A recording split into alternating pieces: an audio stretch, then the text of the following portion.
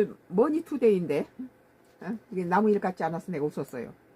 머니투데이가 2026년도 2월 14일자 2015일자 기사예요. 아들아 물려줄게 값비싼 서울집 금매 너 줄줄이 증여라는 기사예요. 머니투데이.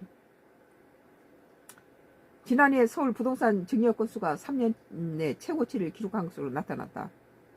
양도소득세 증가로 유예 종료를 예상하고 가족 내 증여 등으로 다주택 상황을 미리 정리한 것으로 풀이된다. 이 같은 추세에 따라 올해는 2022년 이후 처음으로 부동산 증여 건수가 1만 건을 넘어설 것이라는 전망도 제기된다. 14일 법원 등기 정보 광장에 따르면 지난해 서울의 집합건물, 아파트, 빌라 증여 건수는 8,491건으로 전년 6,549건보다 약 30% 늘었다. 2022년 12,142건 이후 최고치다. 증여 건수는 한층 더 늘어날 것으로 보인다. 지난달 서울의 집합건물 증여 건수는 785건으로 전년 동기 419건 후 2배에 달했다. 이런 추세가 이어진다면 올해 증여 건수는 1만 건을 넘어설 수도 있을 것으로 예상된다. 서울 집합건물 건물 증여 건수가 1만 건을 넘어선 건 2022년 문재인 정부 시절 이후 처음이다.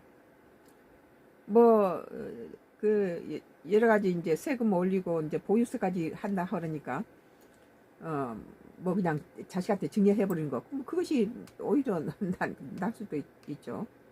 양도소득세도 올리고 또 보유세도 올리고 그러면은 다주택자들이 제일 먼저 빠른 방법이 증여하는 거겠죠.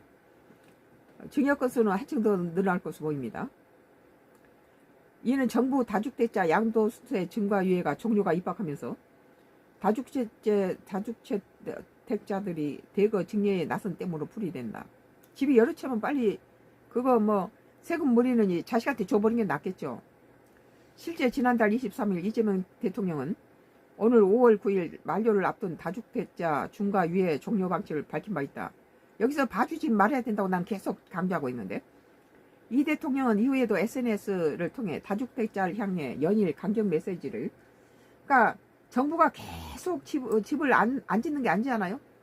서울에는 택지가 이미 한도 끝까지 다 가 있는 상태에서 끝없이 지었지만은 집 없는 사람은 여전히 집이 없어요. 그 이유가 한 사람이 147명은 7채를 갖고 있고 300채, 500채를 갖고 있는 사람도 있다고 그래요. 집을 그렇게 많이 사가지고 그냥 비워놓겠어요? 그러면 임대를 오면은 임대사업자 등록을 해서 여러 가지 또